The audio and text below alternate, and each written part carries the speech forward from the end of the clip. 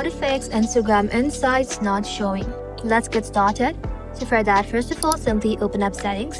Inside settings, scroll below, tap on general, scroll below again and then tap on iPhone storage. Now insert your source for Instagram and then tap onto it. Just like that, tap on upload app, then tap on upload app again. Doing this will help you clear the cache of Instagram but will keep your document and data safe. Now once you have uploaded the application, make sure you tap on reinstall app.